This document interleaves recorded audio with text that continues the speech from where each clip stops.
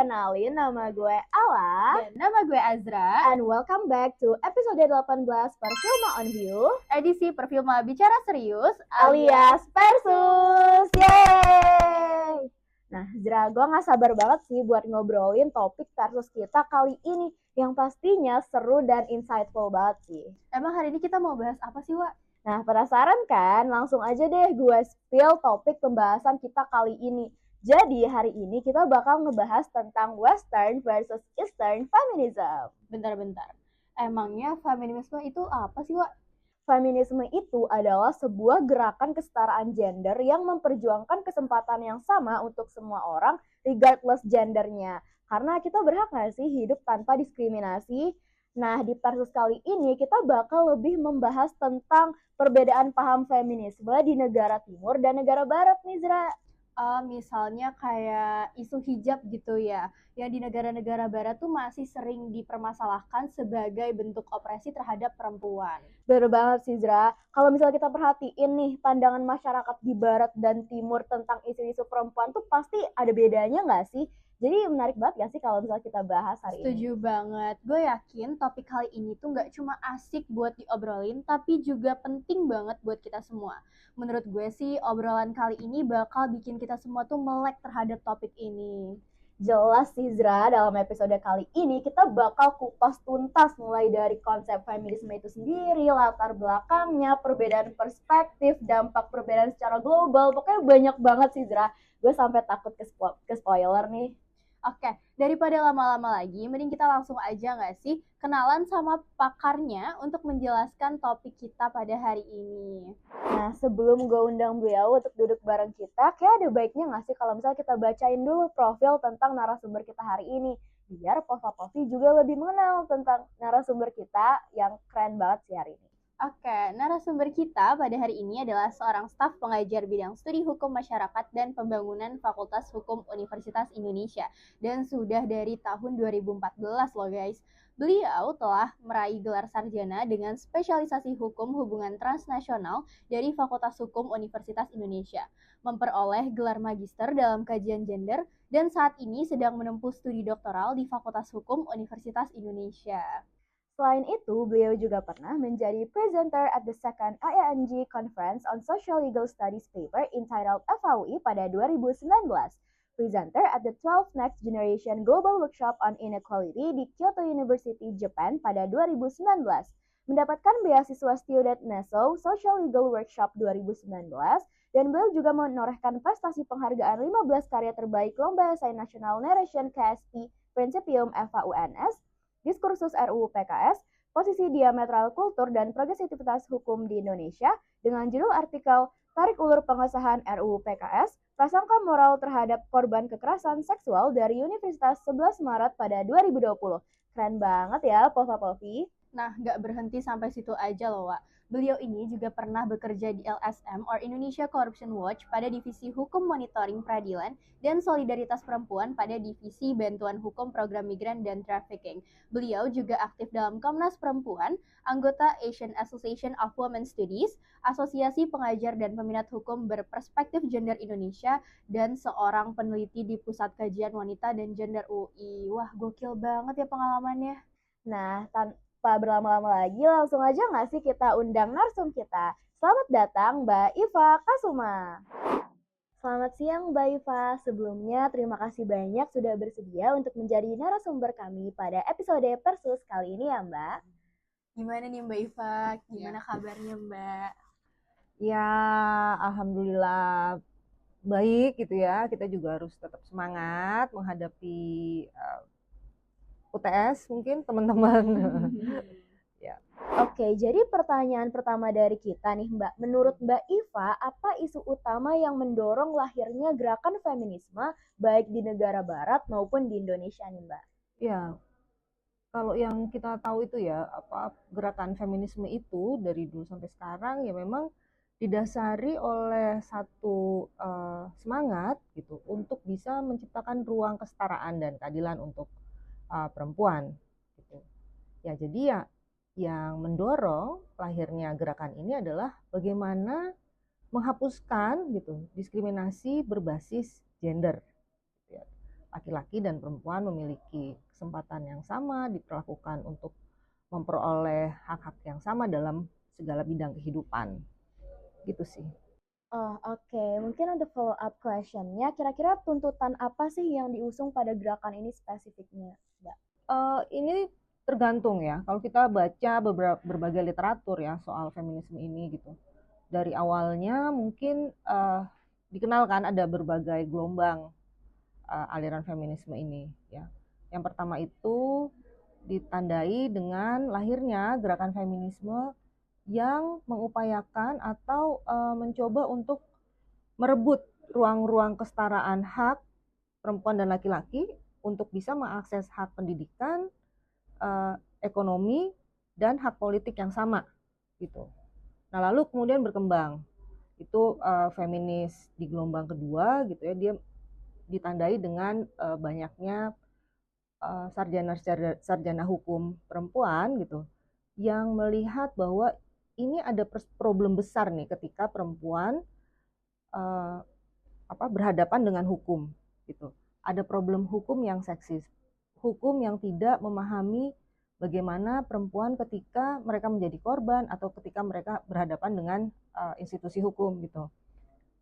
Dan kemudian ada gelombang yang mutakhir gitu ya, itu sudah pendekatannya sudah interseksi.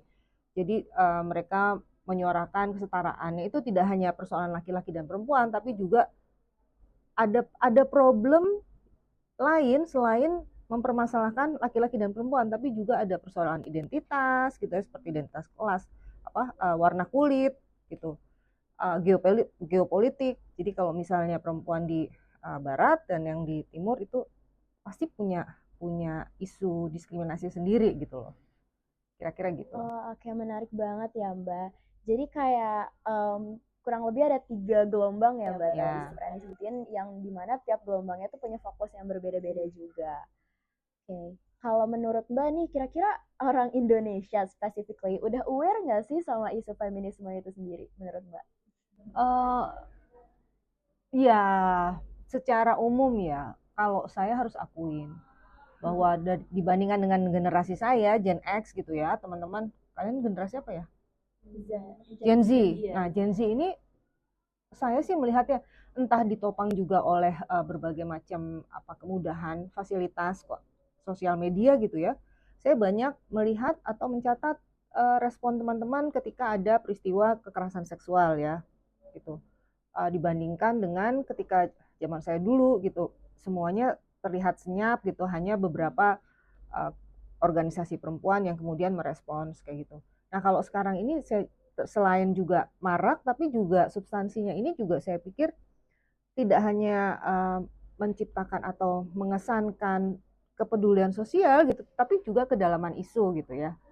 Dan saya menandai ya gerakan teman-teman yang Gen Z ini itu tuh pintar untuk mengidentifikasi problem gitu ya. Kalau dulu mungkin kita hanya tahu ada problem tapi kita nggak bisa mengidentifikasi ini tuh sebetulnya apa gitu kan.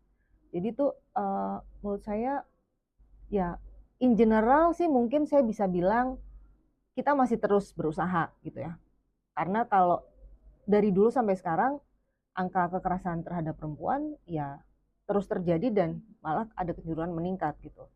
Tapi kalau misalnya saya lihat partikular gitu ya, lebih spesifik lagi, mungkin ya ada teman-teman yang sudah sangat aware gitu dan sudah sangat peduli gitu. Dan juga banyak kelompok-kelompok kajian-kajian yang memang terus bertumbuh gitu ya, mengkaji berbagai hal gitu. Bacaan-bacaan atau literatur feminisme misalnya, atau lahirnya lembaga-lembaga yang merespon kasus kekerasan seksual di komunitas kayak gitu. Kalau begitu Mbak, tadi kan Mbak udah jelasin nih tentang isu-isu yang mendorong lahirnya gerakan feminisme. Sekarang aku mau tanya nih Mbak, gimana sih Mbak perbedaan perspektif feminisme di negara barat dan juga negara timur? Ini agak kalau kita nggak hati-hati mungkin jadi pendikotomian feminisme itu kesannya tuh kayak kita kan orang timur, feminisme timur gitu, kita nggak cocok nih kalau kita bergerak pakai isu itu gitu. Jadi meskipun demikian ada spesifiknya ya, kayak tadi saya bilang yang di barat mungkin mereka sudah tidak ada problem lagi untuk persoalan kelas gitu ya. Mereka kan lebih egaliter gitu. Nah, yang di barat pun juga nggak punya sense bahwa mereka didiskriminasi karena warna kulit kan gitu. Kalau kita perempuan Asia gitu ya, kayak misalnya teman-teman lihat kasus kekerasan terhadap pekerja migran perempuan gitu ya di UAE bahkan. Nah, kita ini terdiskriminasi berbagai lapis. Sudahlah kelas pekerja gitu ya. Terus di luar bangsa Arab dan kelas sosial rendah juga ya. Dan orang yang dianggap bahwa kita ini bukan dari negara maju kayak gitu. Negara miskin. Indonesia miskin apa berkembang ya? Berkembang sejak lama. Nggak mekar-mekar gitu ya.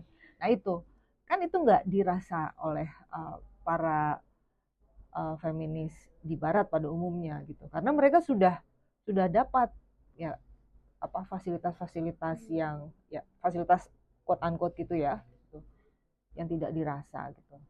Nah tapi tetap saja feminis barat dan feminis timur punya satu semangat dan spirit yang sama, itu yang seperti di awal tadi yang kita sudah diskusikan ya.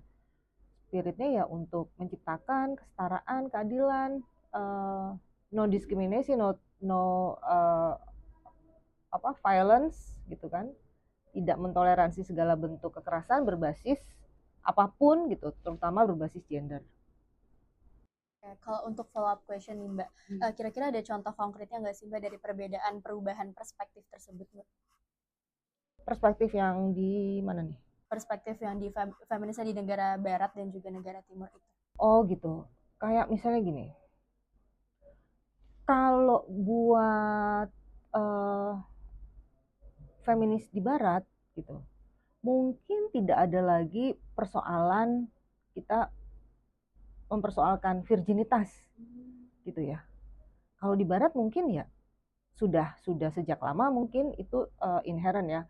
Setiap perempuan punya kedaulatan tubuhnya gitu ya, sudah dianggap juga bahwa kebebasan seksual itu termasuk juga misalnya kapan dia mau menikah gitu ya, kapan dia menentukan pasangannya gitu, berapa anak yang dia mau gitu, itu udah sangat merupakan privasi seseorang gitu.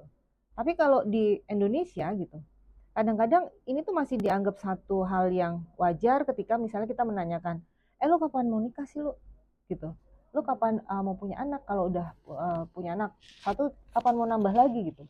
Nah itu tuh masih dianggap satu bentuk kepedulian gitu, dan dianggap bukan masalah dan bukan intimidasi juga, padahal kalau ditelusuri kadang-kadang itu bikin apa ya, itu menerabas privasi seseorang. Memangnya kenapa kalau saya memutuskan tidak menikah gitu kan, kenapa kalau saya memutuskan misalnya harus melahirkan dengan cara sesar gitu kan, kadang-kadang gitu ya, orang perempuan yang memutuskan untuk lahir dengan sesar gitu, dengan tidak alami, itu dianggap dia gagal sebagai perempuan gitu kan. Itu tidak alamiah, kamu tidak merasakan sakit, siapa bilang melahirkan sesar itu juga sakit ketika obat biusnya itu sudah berhenti bekerja gitu kan, ya dia akan merasakan jejas operasi itu sakit gitu. Tapi kan kemudian dipaksakan standar-standar yang dianggap normal oleh komunitas itu dipaksakan keberlakuannya gitu.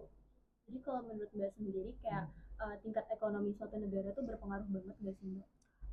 Saya yakin sekali kalau pertumbuhan ekonomi itu berbanding lurus dengan tingkat pendidikan yang semakin meningkat gitu ya.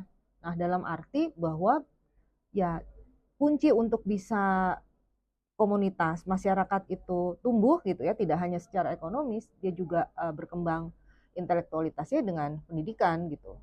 Nah, itu yang menjadi salah satu kunci untuk mewujudkan apa yang dicita-citakan oleh feminisme itu kan sebetulnya. Berarti dari banyaknya perbedaan itu tetap masih ada persamaannya nih guys. Jadi negara barat maupun negara timur mempunyai semangat yang sama, yaitu diskriminasi dan tidak menolak kekerasan dalam bentuk apapun. Oke, mungkin aku mau masuk lagi ya Mbak. Tadi kan udah denger dikit-dikit nih tentang perbedaannya. Nah, kira-kira apa sih yang melatar belakangi adanya perbedaan perspektif feminisme di negara barat dan timur. Kayak kenapa sih jadinya bisa beda banget gitu? Itu tadi ya, karena kalau yang sejauh saya pahami gitu, di mana-mana feminisme itu lahir dari para tokoh yang memang akrab dengan berproses dalam kerangka itu tadi, menciptakan ruang-ruang yang anti kekerasan gitu ya, yang dia tangkap dari lingkungan sekitarnya gitu.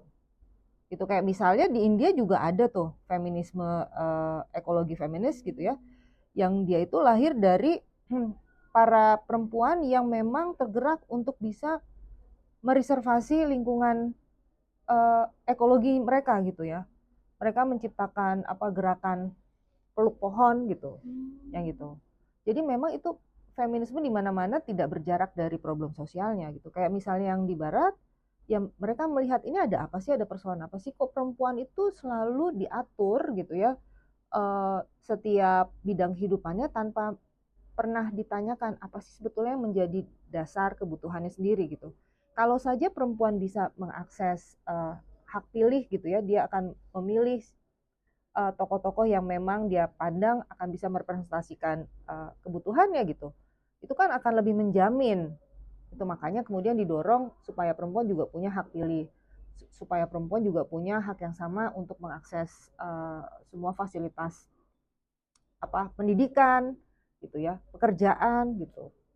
Oke Mbak, jadi mungkin aku mau follow up question dari apa yang tadi Mbak udah jelasin soal misalnya kalau di Barat mungkin privacy perempuan tuh udah lebih baik lagi. Maksudnya kayak dalam artian kayak mungkin udah nggak ditanya-tanyain kayak di Indo yang basa-basinya nanyain nikah kapan dan lain sebagainya. Nah kira-kira kenapa sih Mbak Barat tuh bisa udah sampai di titik kayak gitu sedangkan Indonesia tuh belum? Apa mungkin kayak masyarakat kita yang emang kurang progresif atau gimana? Iya, kalau menurut saya ada pengaruh dari pemahaman agama ya dan nilai-nilai adat gitu. Karena sebetulnya agama dan adat itu ya baik gitu kan. Tapi kemudian ada bias-biasnya yang berpengaruh gitu. Kayak misalnya dianggap bahwa laki-laki dan perempuan itu memang harus selalu berbeda, kan sudah fitrahnya, sudah kodratnya gitu. Jadi dianggap bahwa perempuan itu kodratnya adalah di ruang privat gitu, laki-laki di ruang publik. Jadi ya perempuan itu selalu harus ada di mengerjakan urusan domestik, laki-laki diserahkan tanggung jawab dan kepemimpinan kolektif gitu ya, yang aktualisasinya di ruang publik. Kalau ditanya ini kenapa, emang udah kodratnya gitu kan, emang fitrahnya begitu. Kalau ada perempuan yang kemudian mencoba untuk melawan gitu ya, yang mencoba untuk mengaktualisasi diri di ruang publik, itu dianggap dia bukan perempuan ideal, dia menyalahi kodrat kan gitu. Jadi masih ada pengaruh dari bias-bias ya, menafsirkan ajaran agama itu secara tidak tepat gitu. Dan juga kadang-kadang itu dilanggengkan persoalannya gitu. Ya kayak persoalan virginitas ya. Gitu. Kita tahu bahwa virginitas ini sangat spesifik dan sangat khas gitu. Tidak semua perempuan itu memiliki ya ketika lahir memiliki selaput darah. Dan selaput darah itu juga macam-macam kan bentuknya. Ada yang memang dia di tengah, ada yang di pinggir. Dan tidak selamanya ketika ada penetrasi di awal dia mengeluarkan darah gitu. Tapi kemudian kan ini dipandang sebagai satu tools untuk melihat moralitas perempuan. Kalau dia sudah tidak menandai keperawanan, ini juga sangat bias patriarkis kan, disamakan dengan segel gitu. Kalau misalnya di malam pertama tidak berdarah gitu, wah dia sudah tidak perawan, tidak virgin, artinya dia sudah pernah melakukan gitu ya hubungan seks sebelum menikah gitu. Dan kondisi seperti itu dipandang sebagai satu hal yang wajar ketika akhirnya laki-lakinya memutuskan untuk menceraikan gitu, atau tidak berkomitmen lagi gitu, memutuskan komitmen. Dan ini tuh banyak kasusnya. Pernah kalau teman-teman baca juga ya di hasil riset-riset, kayaknya kadang-kadang juga ada deh di putusan pengadilan ya soal bagaimana mempersoalkan si virginitas ini yang taunya itu setelah menikah gitu. Kemudian mereka memutuskan untuk bercerai. Menurut saya kan ini nggak tepat ya, gitu. Karena perempuan itu dinilai hanya sebatas virginitas gitu, dibandingkan dengan seluruh potensi yang ada dalam dirinya. Agak nggak relevan sih, bukan agak, malah nggak relevan gitu. Nah ini kan kondisi-kondisi ini tidak berlaku sama dengan laki-laki. Apa yang menandakan laki-laki tidak punya keperjakaannya gitu? Nah gitu. Ini sangat dilanggengkan dari adat, gitu, dari komunitas yang ya harusnya ini sudah diretas gitu ya sejak lama. Mbak, kalau berangkat dari pertanyaan sebelumnya, Mbak, aku mau nanya, apakah perbedaan perspektif feminisme antara Barat dan Timur itu memberikan dampak yang signifikan terhadap arah gerakan feminisme secara global? Kira-kira kalau misalkan berdampak, dalam aspek apa aja sih Mbak perbedaan ini berpengaruh? Saya nggak terlalu melihat ada yang signifikan, kayak kelahiran era digital sekarang gitu ya, dan globalisasi gitu. Ini sebetulnya malah harusnya menjadi satu potensi untuk menggalang networking gitu. Kayak misalnya kan setiap tahun tuh ya, setiap tanggal 8 Maret itu yang kita peringati Hari Perempuan Internasional misalnya, itu kan selalu ada seruan-seruan global ya, kayak Me Too movement gitu ya. Ya kan, mencoba untuk membuka ruang bagi para penyintas menceritakan pengalaman kekerasannya gitu. Nanti ada hashtag #MeToo kayak gitu kan. Nah ini menurut saya sangat sangat positif gitu. Selama ini suara korban itu direpress gitu, tapi kemudian dengan adanya gerakan-gerakan global gitu dan ini meluas gitu ya, tidak hanya terbatas dari satu wilayah saja gitu, tapi global. Kita belajar bersama gitu. Oh, dia menjadi korban dan dia menarasikan pengalamannya gitu, dan kita mendengarkan dan kita mensupport dia gitu. Itu kan karena kan selain ada hashtag #MeToo itu kan juga yang support him, support her gitu-gitu kan. Terus ada juga hashtag lainnya yang seruan untuk peringatan anti Hari Perempuan Internasional ini menurut saya juga punya daya echoing yang sangat kuat gitu.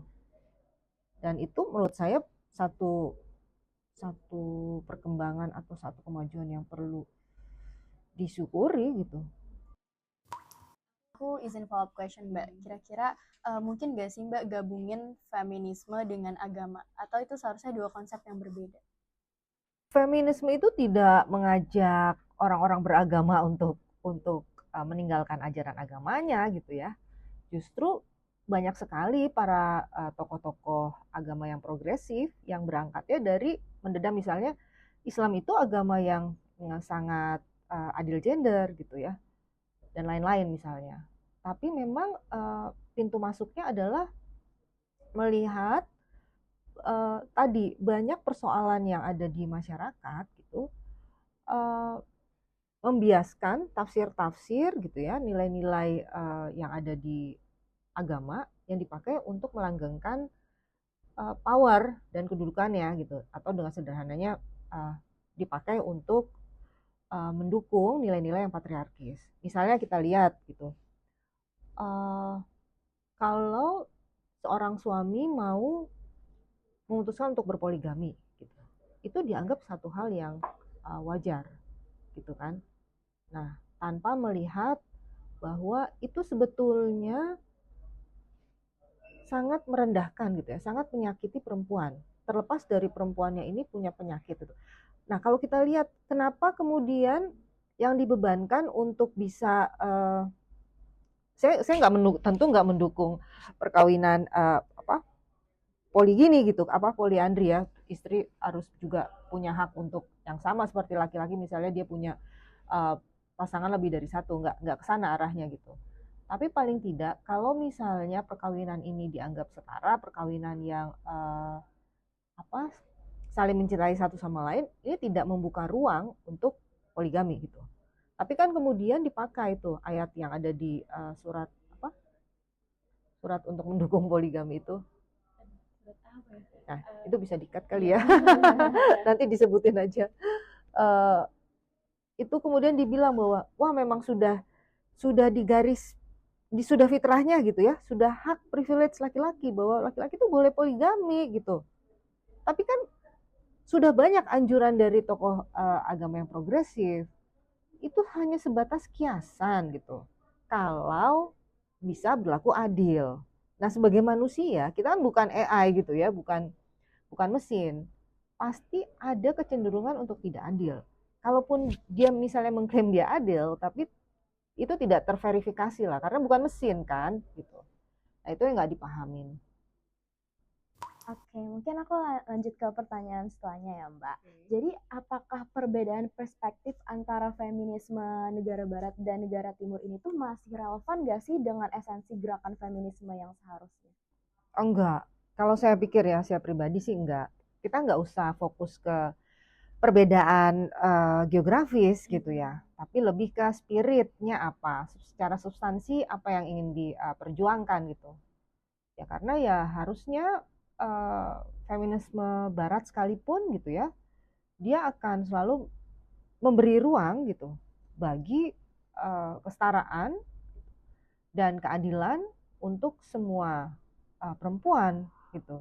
Dia tidak mengkotak-kotakan. Karena ini bahasa universal. Kalau saya memahami feminisme ini bahasa yang universal. Gitu ya. Dia berlaku untuk semuanya. Hanya saja memang perlu tetap lahir ya tokoh-tokoh perempuan dari komunitas sendiri gitu. Dari FH mungkin misalnya gitu ya, feminis ala FH mungkin beda dengan feminis ala FKM, ala psikologi, ala kedokteran gitu. Teman-teman kan belajar feminis legal theory misalnya, memperjuangkan bagaimana di Fakultas Hukum UI setidaknya misalnya betul-betul semangat untuk zero tolerance of sexual act gitu, itu betul-betul tercipta gitu kan, memastikan bahwa setiap korban itu berani bersuara dan ada mekanisme penyelesaian kasus yang jelas gitu, perlindungan yang nyata gitu ya, dan sanksi yang tepat juga untuk setiap pelanggaran gitu, setiap kekerasan seksual yang terjadi. Kalau gitu aja sih saya pikir itu udah keren lah feminis FAUI gitu kan. Paling nggak itu. Jadi itu tadi bagaimana tiap komunitas itu lahir tokoh-tokoh perempuan yang memang berangkat dari problem sosial yang melingkupi mereka. Oke, tadi kan sebenarnya kita udah bahas banyak banget ya Mbak, mulai dari gelombang-gelombangnya, terus kayak ya perbedaan perspektif antara beberapa macam feminisme gitu.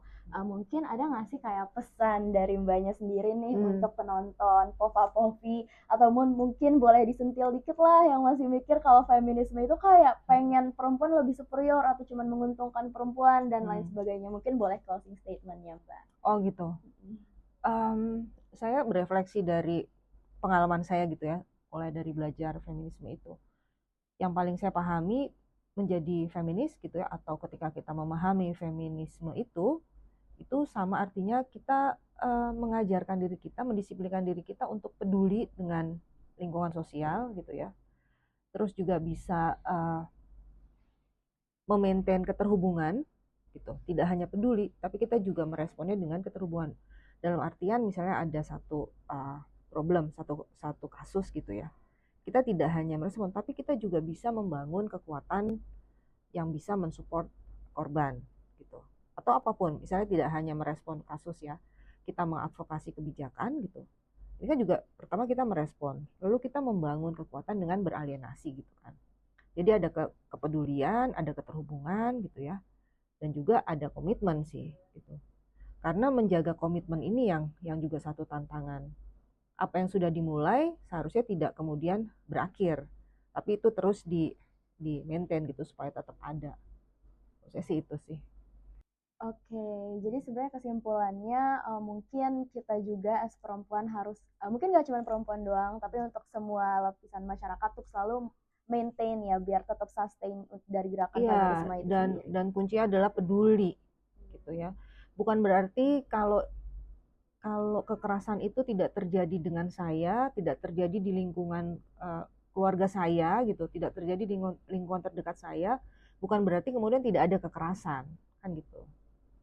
Kita harus bisa kemudian melepas ya jeratan-jeratan yang personal gitu, jeratan-jeratan yang kita melihatnya selama itu tidak saya alami, kemudian kita menegasikan hal itu, kayak gitu. Oke, mungkin karena sayang sekali durasi yang terbatas juga ya Mbak, karena kita juga takut diomelin editor nih kalau videonya kepanjangan. Mungkin kita udah sampai di ujung dari video kita kali ini. Oke. Saking serunya ngobrol, bener-bener gak kerasa banget ya Mbak dan teman-teman semua. Tiba-tiba waktunya udah habis aja, beneran seru banget loh topik hari ini. Iya, mungkin terima kasih banyak ya untuk Mbak Iva karena udah meluangkan waktunya untuk menjadi narasumber kita pada hari ini. Dan tadi itu beneran seru banget sih, aku juga dapat banyak ilmu dan insight baru dari feminisme itu sendiri. Karena dari aku sendiri juga kadang kayak suka denger kan feminisme dari negara barat, dari negara timur, terus itu gimana sih gitu. Terima kasih banyak ya Mbak. Jangan percaya hanya apa yang saya bilang gitu ya, saya sebutkan. Teman-teman juga harus tetap mengakses literatur feminisme yang banyak itu gitu ya, supaya dapat lebih banyak insight gitu ya. Dan jangan lupa ambil mata kuliah hukum dan gender untuk yang masih semester 3. Oke, aku yakin juga Popovi yang lagi dengerin episode kali ini dapat banyak insight dari episode kali ini. Nah, buat Popovi yang nggak mau ketinggalan setiap episode terbaru kita, jangan lupa untuk subscribe YouTube Studio Perfilma, follow Instagram Perfilma FAUI, dan juga Spotify POV Perfilma on View.